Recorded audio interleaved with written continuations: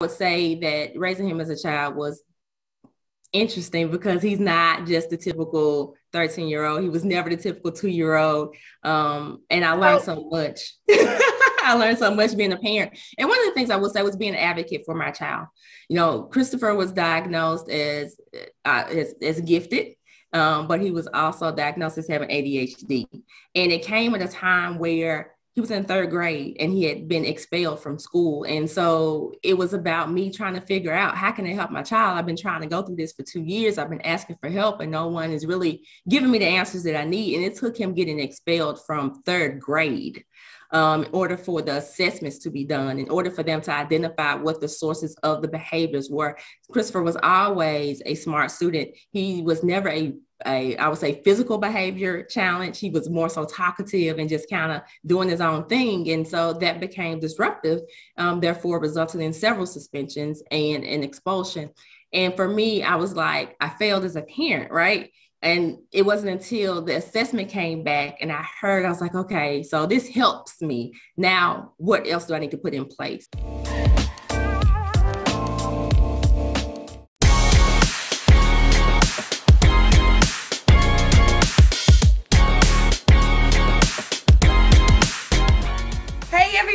I'm back with another episode of So What Success Stories. Today, I have the pleasure of speaking with my friend, Netisha Burnett. And Netisha is a program manager for Communities and Schools of Memphis, with so much more. So most important to me, she is a friend. And she became a friend through our work with the So What Foundation. And it has been and is my right hand in the work of the So What Foundation and all that we've done. Our ability to have programs for our kids, take them to Washington, D.C., and all the great things that we were able to do.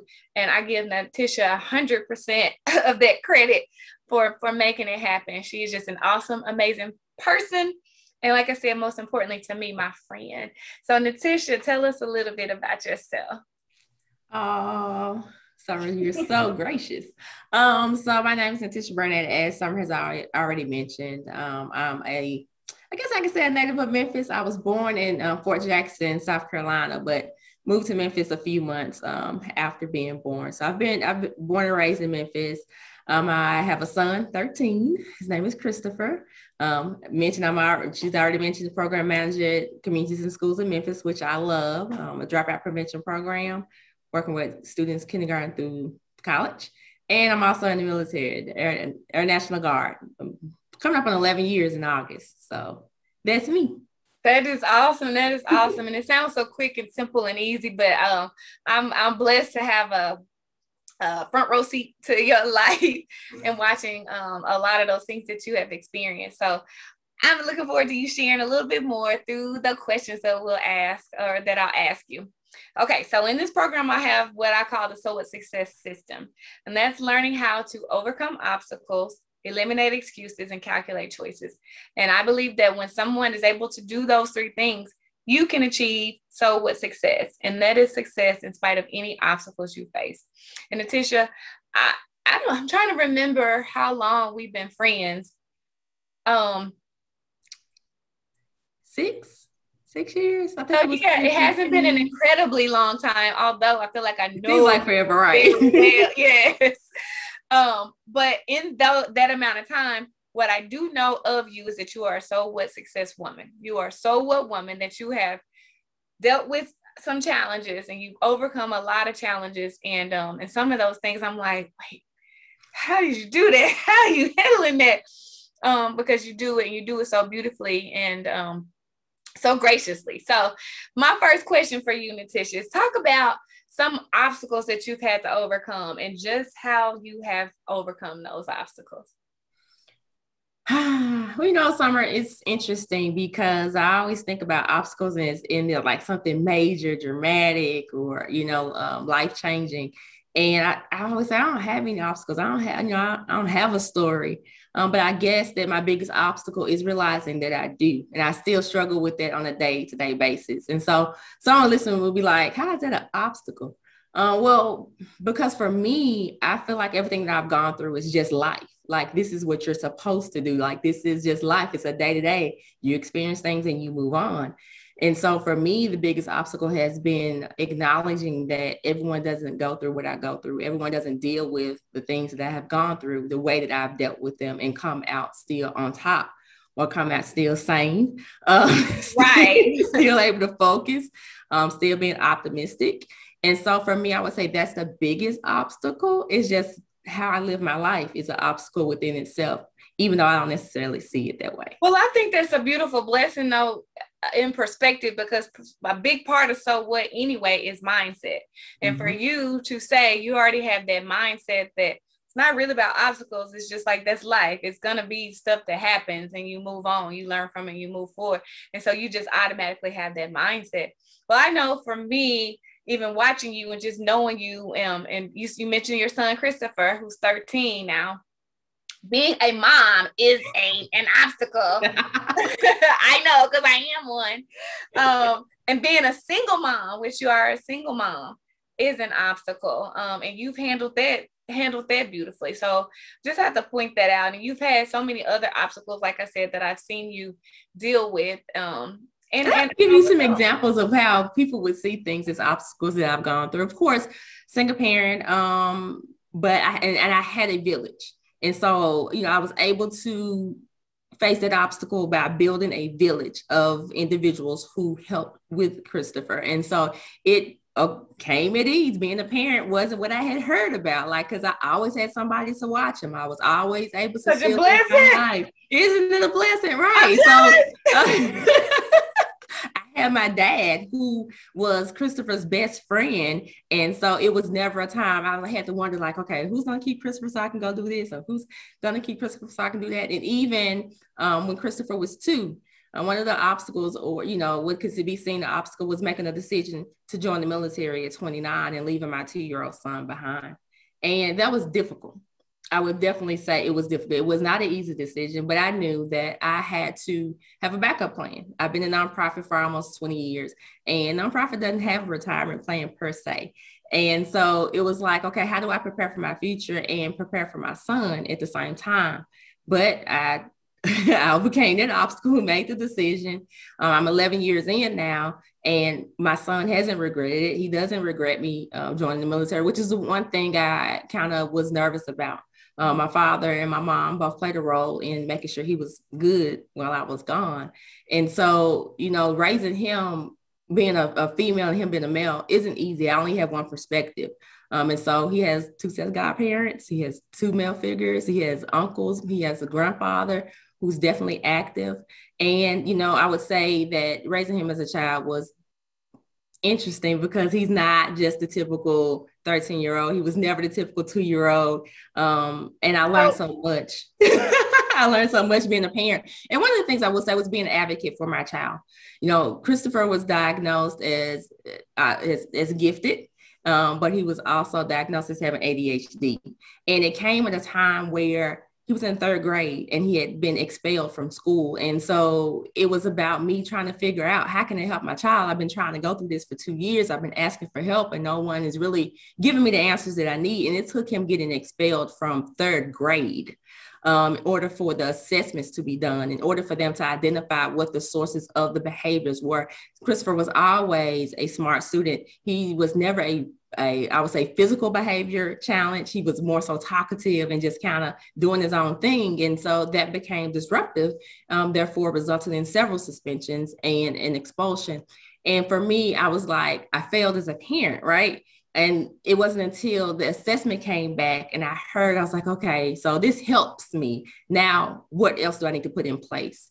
And then I debated about the medication and whether or not to give him that. And then I had supporters who was like, look, this is your child. Like, you can't worry about what other people are going to say. You can't discount it. We've come so far with research. It's no different than any other medical condition, high blood pressure, diabetes. You need medication for that, right? So with ADHD, your mind is racing. And so you may need a little assistance with that. And so we were able to figure it out. And my son came out 2 years later, the top student of his 5th grade class. And so that within itself was really hard. It was a hard time for me because also during that time, during transitions, I lost my father while transitioning jobs, and having an 8-year-old who lost his grandfather, who was literally his best friend, and not seeing the emotions and not knowing what to do for him and not knowing what he's going through, because during this whole time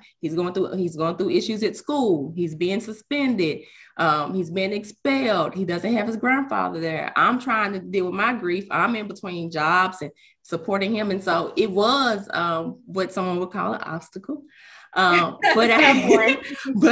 you know, looking at me, people like, how did you do it? I was like, again, things happen in life and everyone takes them and make different outcomes for them. You know, I decided that I couldn't let my son down by not being an advocate. So I continued to call people. I asked questions. I voiced my story. Like, oh, there you go. I had a story, right? See, I was going to call you on that. I had a story to share. I was going to call you on that. Yes. Right. And I was comfortable with being transparent.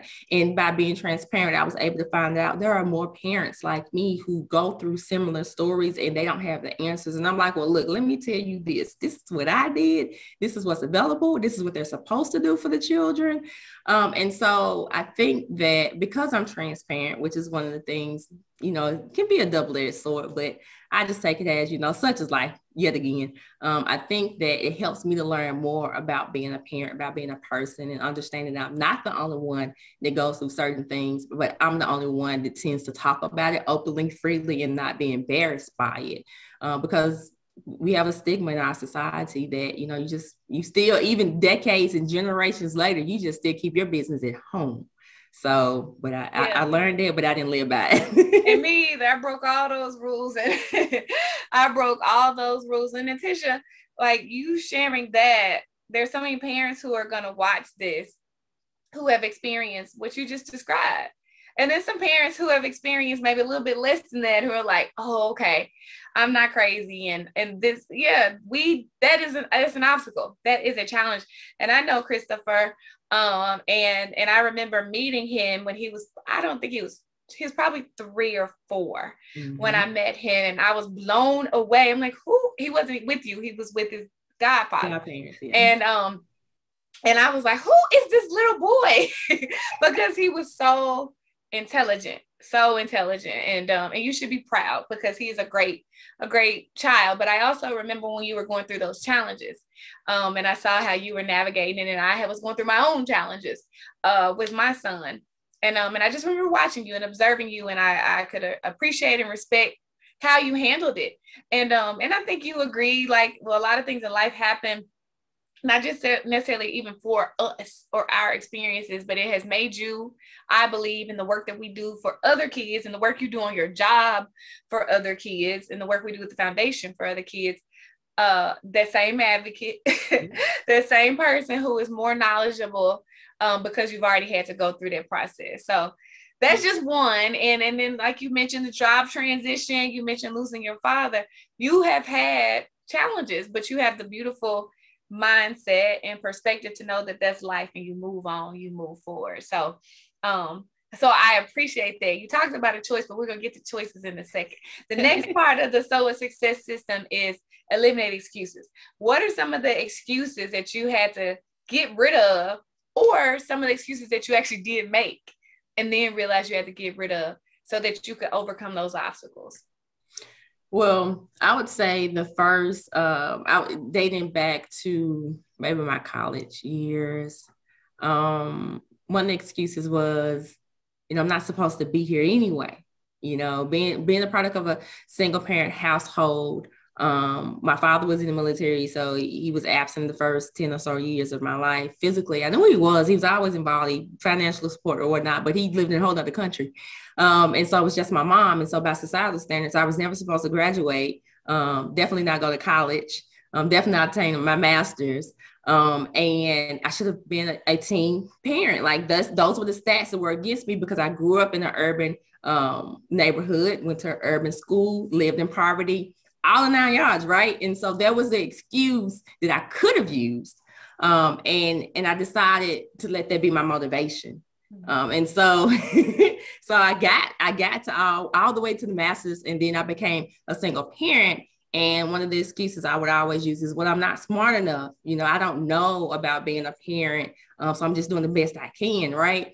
And I see it as an excuse because, yes, you're doing the best you can, but ask questions. Like, there is somebody that can help. And it's not easy. I'm definitely not going to say that it was easy, because you first have to admit that you need help. Yeah. And that's sometimes hard. That's the hardest part. Yeah. That's the hardest part, right? And so I think that being able to just say, I'm a single parent, I can get away with it. It's okay if I don't accomplish this. It's okay if I don't accomplish that. And then I made excuses for my son. I'm like, oh, no, he doesn't have ADHD. He's just a little hyper. He's just a little extra this or extra that. I didn't want him to have a title, right? But by doing that, I prevented years of him being able to receive the services he could have been getting in order to help him deal with managing his behavior, his impulse control, because that's really what it was, managing his impulse control.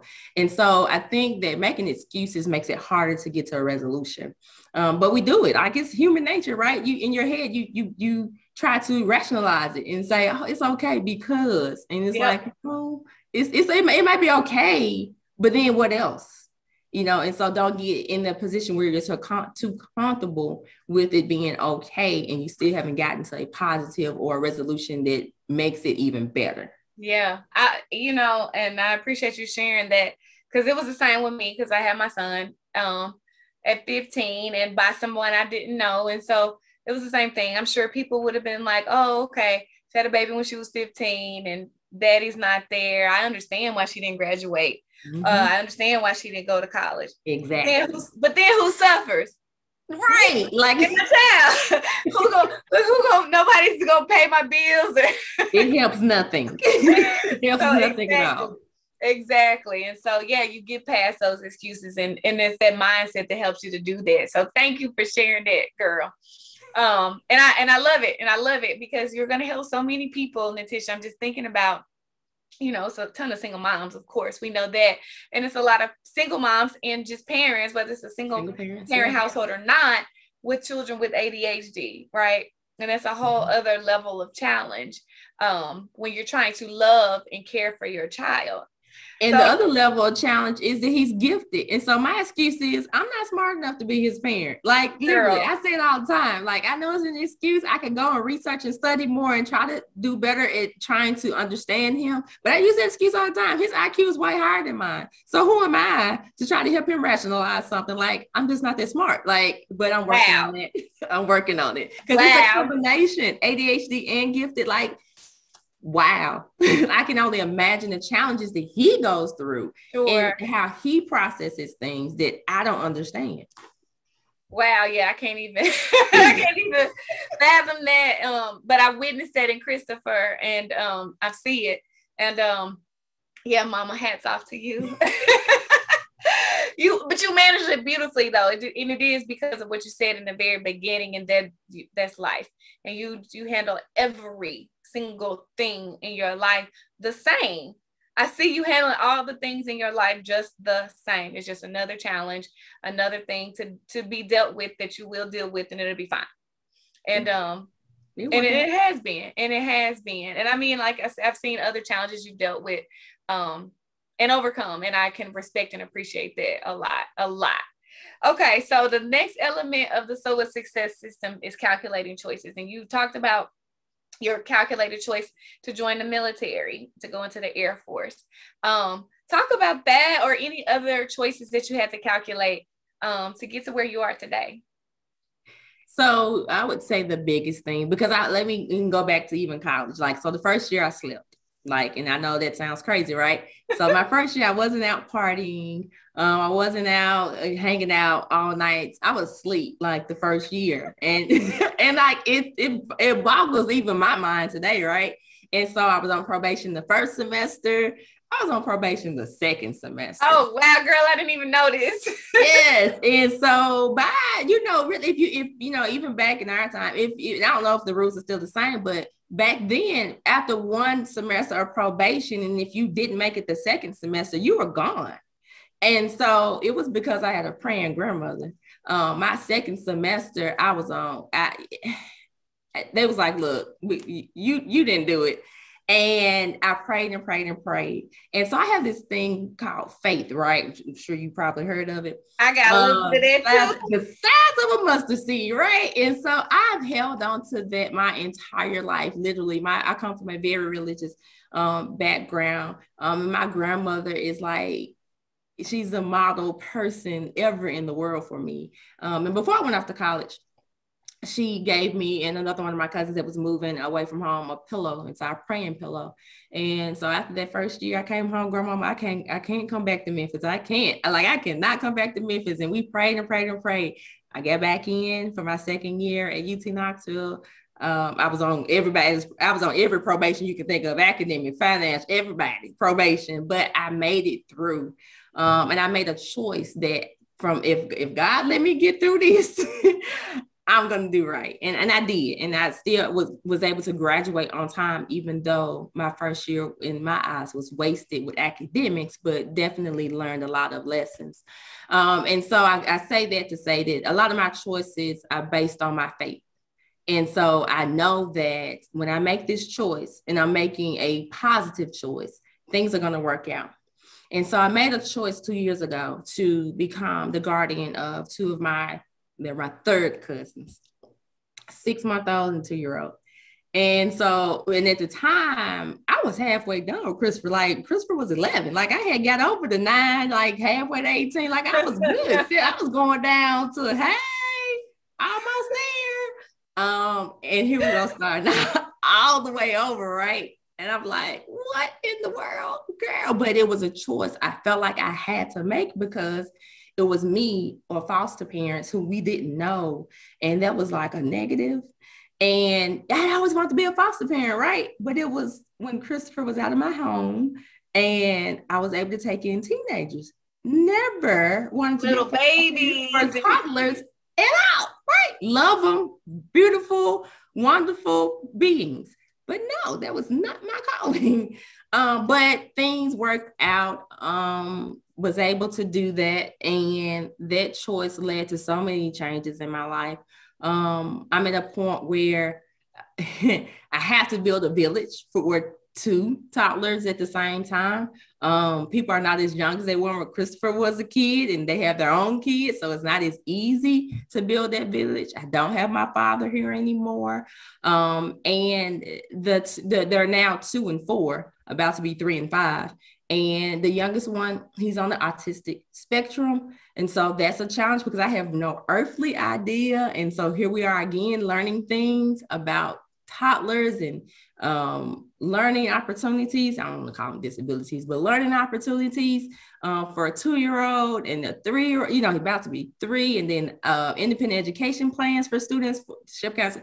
It's a whole what to do. And everyone's like, oh, you're an angel on earth. No.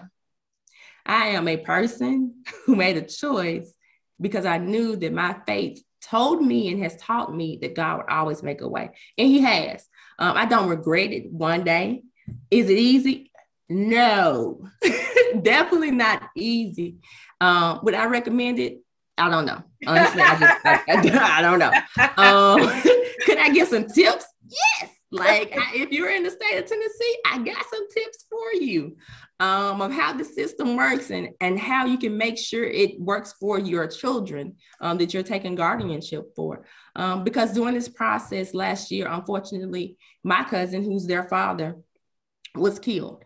And so I'm struggling with how do I, as I'm continuing to be their guardian for however long that may be, how do I tell them about their father and what do I communicate? Because he didn't live the perfect lifestyle. Who does? But he had a good heart and he was a comedian at times. Did he make bad decisions? Yes, we all do. His decisions just happen to have different outcomes than some of the other people. And I hate when people look at children who are on the street or children who are living lifestyles they don't approve of and they don't know the person. They do bad things and they make bad decisions, but that doesn't make them less of a person. And so, that's what I want his kids to know. Yes, your father made bad decisions. He made bad decisions. He didn't have good outcomes, but he also had his own struggles to deal with. And unfortunately, he did not take advantage of all the opportunities he had, but there was a reason even for that.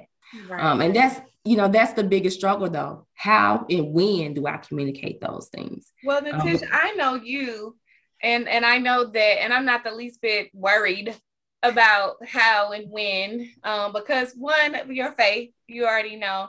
And then two, I know who you are as a person. And I know that time for that conversation, it'll be clear to you and you will handle it. Because I think about the conversations we've had with some of our kids, in the foundation, some of, and I know, and our kids being, other people's kids that are our kids. And we've had tough conversations. And I like how you handle it. We both have wisdom and knowledge and experience to know how to deal with these things. And I know that will be a hard conversation, but I also know that you are the perfect person to have it. Yeah. And just, and their grandparents are awesome. Well, I say grandmothers. They have a grandmother and great grandmother who are awesome. And so again, blessed to have them on board so that when I can't have all of the tough conversations, they can, and they can bring insight too. And so that's been good. Like I said, I had to build another village for the two babies, but they came with some village members already in place. And so that's been definitely a blessing. So it still says a ton about your character to take on that challenge, because I don't know. I don't know. I'm probably the same as you in that if the opportunity or the necessity came where I needed to do that, then I would love on the kids just the same. But yeah, it's something being a single mom and then starting all over.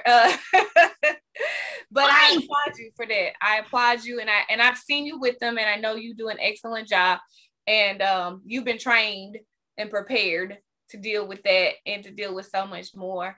And even just you sharing the story is going to help so many other people, because there are plenty of cousins and aunties and grandmas and other people raising children when they thought they were done. They thought they were done, but it was necessary, and they stepped up and they did it. And it's not easy. It is not. No. I know it's not easy raising your own kid that you had, and so it's even more challenging.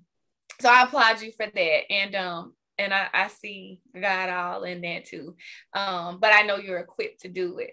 So when you know how to overcome obstacles, eliminate excuses, and calculate choices, you can have so much success. And that is success in spite of any challenges you face. Even the ones that make you sad, the ones that make you cry, the ones that make you want to give up.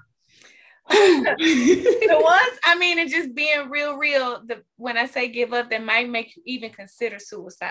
Right. Because a lot of us have been there.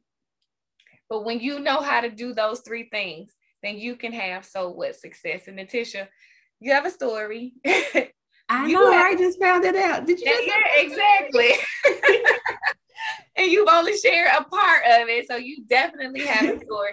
You have an amazing story, a beautiful story, and I'm glad to be a part of it. I'm glad that you've been a part of my story, and I'm glad that we're using our stories to help so many other people. But your story, like you said, statistically, you ain't supposed to be where you are. You are not supposed to be doing what you're doing. You're not supposed to have a house, not supposed to have a car. You definitely ain't supposed to have the capacity to care for somebody else's children. Right. So you are a success story. You are a success story. But Netisha, how do you personally define success now? I don't know. Like, for me, when I graduated college, that would have been the definition of success, right? Because I conquered the barriers, right? I came out on top. And that was even when at a time where me and my father really came to terms with our relationship. And from college graduation into the day that he passed, we were, like, I say him and Christopher were best friends, but he was like my best friend too. Like, literally, yeah.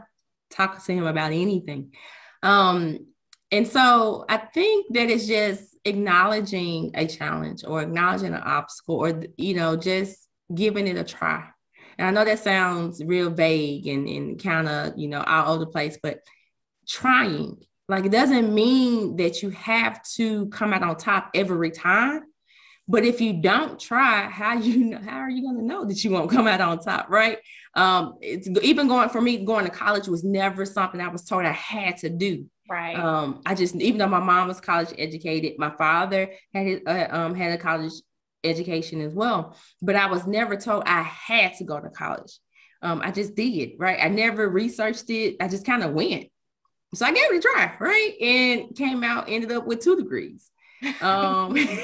So I think success really is all in what you make of it. It's no true definition. Of course, there's a definition on Google you can look up. Right. But I do believe we all make our own. Exactly. And so, others can look at me and say, oh, you've been true. Like you mentioned, you've been successful.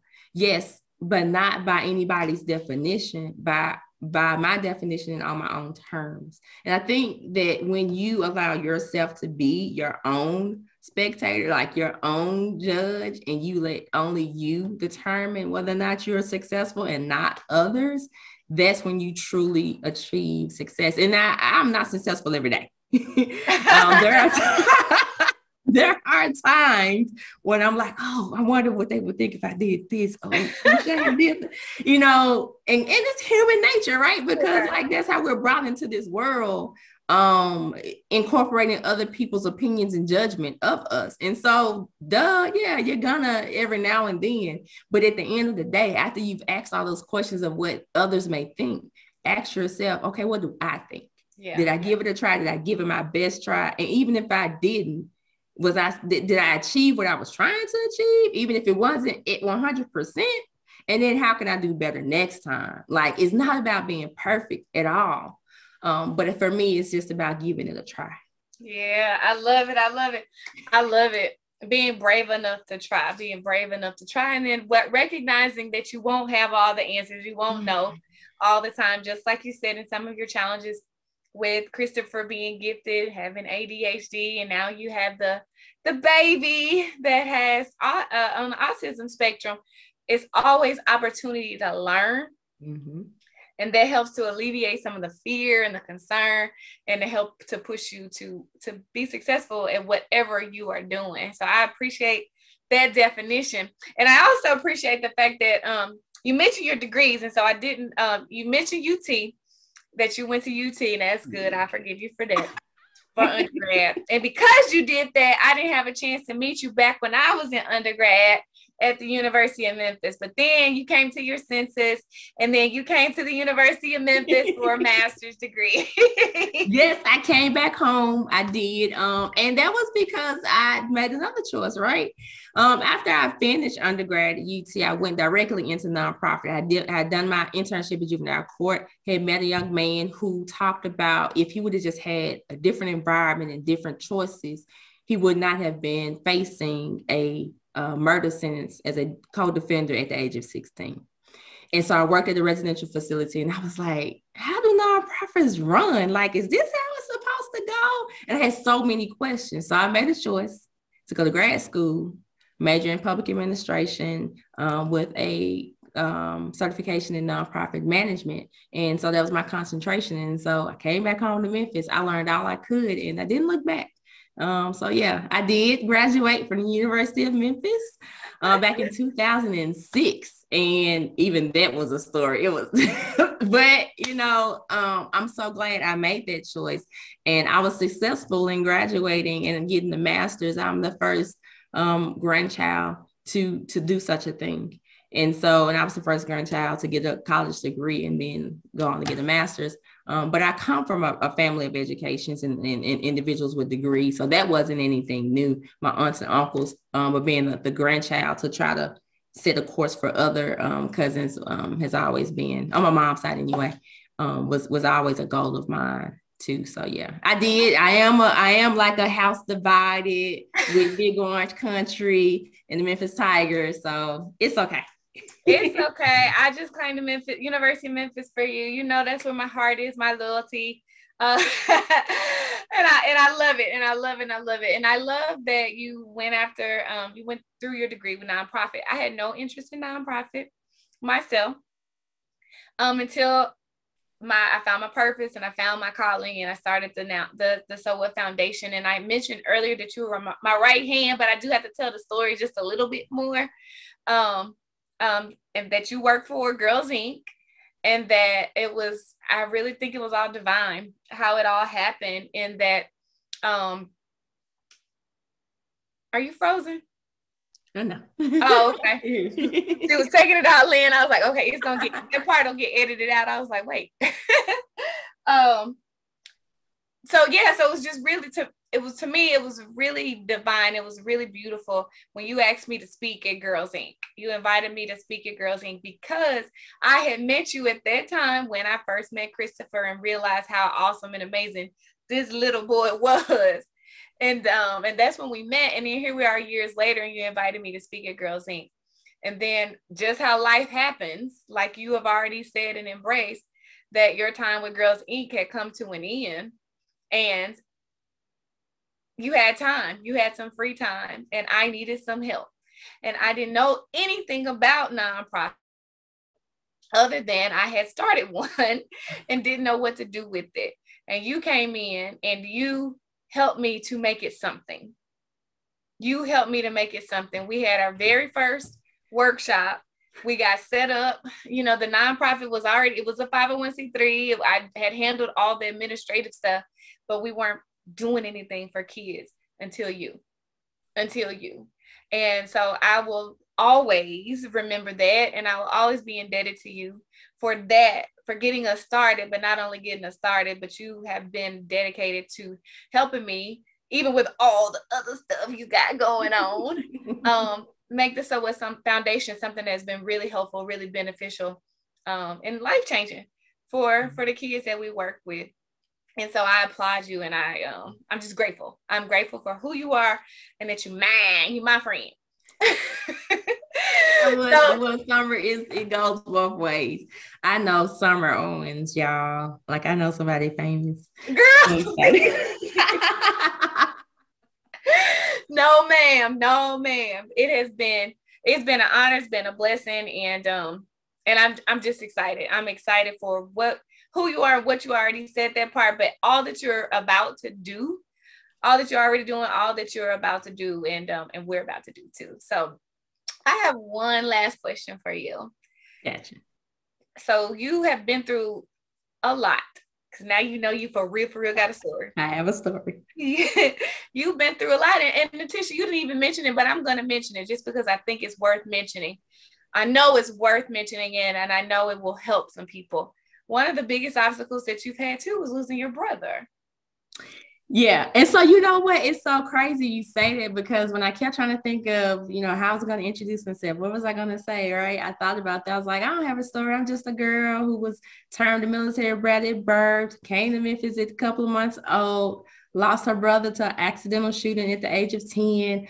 And then from there, me and my mom lived with my grandparents for a number of years. High school, I slept like in the same bed with my mom until I graduated high school and went off to college. And so it wasn't until college that I found out I was living in poverty. So I never knew that I lived in poverty until I got to college, which is weird because I had everything I needed, right? Had everything. No lights were ever cut off. No clothes were ever gone unclean or unwashed. I never went hungry. And that had always been my definition.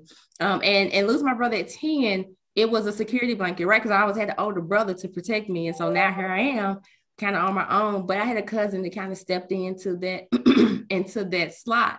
We were 8 months apart, and he had some situations going on, and we ended up going to junior high together, high school together. We got to our senior year, and he decided that school wasn't for him anymore. And he ended up getting his GED, but was one of the top in his GED classes. And I always question, I'm glad you brought this up though, Summer, because this is what led me to youth development. This is how I got into youth development, because I always wondered, he had always been smarter than me. Always.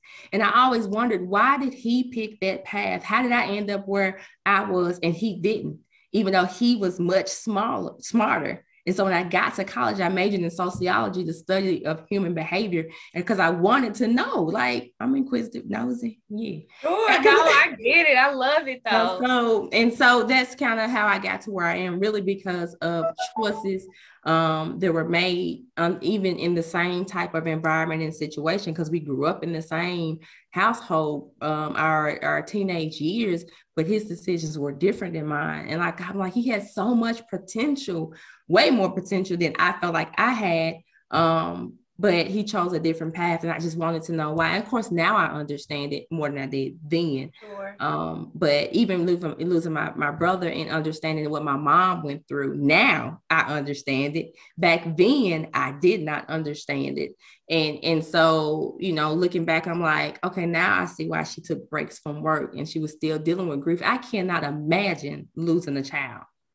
You know, a teenager. He was 16. And even with my cousin who was his best friend, and he accidentally shot him. And I can't imagine those type of emotions. And again, the study of human behavior and learning all of that in college. And now I understand it more than I did then at 10 years old, of course, and even as a teenager. But yeah. No, go ahead. Like with ACEs now and trauma and understanding the trauma that us as adults go through and have lived through, but never understood what it was, or never understood the impact it would have on us as an adult. And then trying to help our children and the kids we work with throughout the community address it, give them the tools they need to cope with the trauma. It's just amazing that some of us are able to get out of the bed every day. It is. It is. And, you know, I work with young people like you too. And just, helping them to understand the other side of it, right? And then looking at them and seeing what they have to overcome and why they make the decisions. I was just talking actually this morning to a school principal who hadn't been exposed to ACEs yet. She had not heard the term yet. And I said, well, you will, because it is it's super important work that is happening. It's very important for everybody, not just educators and not just people who work with young people. Right. For all of us to start to understand ACEs, and also to understand we have our own. We all have them. It's just a matter of how many and how we deal with them. And so I did want to bring that up just because that is major. A lot of people like me, I've never experienced loss like that. And you have on a major level with your brother and with your father. And a lot of people can't even recover from those, right? Right. And so it's important that I think that we talk about it and we address it, and people are able to see you and you smiling and you're happy and you're taking on more kids and, and you're still moving forward and you're still changing lives and you're still living your life and dealing with your life. So I just, again, applaud you for who you are and how you are and what you're doing. Here's the last question for you. What advice? So now, like I was saying, you have all kind of wisdom from all these experiences that you've gone through. But one piece of advice you would share with someone watching this who wants to be successful, whether they are a young professional, college student, small kid, whoever, just a general piece of advice that you would say, this is what you need to do. You may face obstacles, you may be facing obstacles, but this is one thing I would suggest that you do. Listen. That's And I say that because we say, you know, life is the best teacher, and we learn from our lessons and mistakes. Listen to other people's mistakes. You do not have to go through it to learn. Okay. Like, I wish that I would have listened a little bit more. I won't say I made a lot of mistakes. Of course I made them. But I won't say I made a lot of mistakes that I regret or that I feel like would have made my life drastically different. I'm very much comfortable where I am today. And I definitely believe in everything happens for a reason. And some things happen because God allows them to happen, not necessarily for any reason, other than to help us to understand our mistakes. And so listen, like, don't feel like you have to learn it on your own. Listen. You can't say that enough. And I think that's, you know, for all of us, That's an important lesson, but especially when we're teenagers and we think we know it all, we think we got it all figured out. And hey, this is no knock on any teenager who is watching this. This is just a realization of who I was as a teenager, who a lot of us are as teenagers, and a lot of the mistakes that could have been avoided, or challenging life experiences that could have been avoided if we would have done differently. And I just said as an adult, you know, I'm still learning today. Yep. I'm still making mistakes, still not making the best decisions. And so I just try to listen more. And I ask a lot of questions. And so when listening, implement. You know, that's the second part. Listen and implement. And so I'm learning to implement more as I have started to listen more.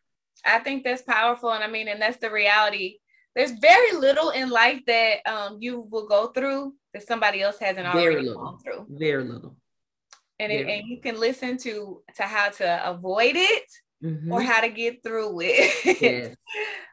or how to make the best decision. I mean, it's definitely going to be the best decision for you, but it gives you the foundation by which to make that decision and the information you need to make that decision. That was wisdom. Thank you, Netisha. I love you so much. I'm grateful for you. Like I've already said, I'm excited for you. And I'm just happy to be your friend and that you're my friend. It was an honor. Like, thank you for choosing to listen to my story. Definitely love you, Summer. Like, it's always awesome. Always good times. I can't wait until we are able to meet up again. But definitely thank you for this opportunity and helping me to realize I do have a story just like everyone else. You have a powerful story, and thank you for sharing it. Love you, girl. Love you too.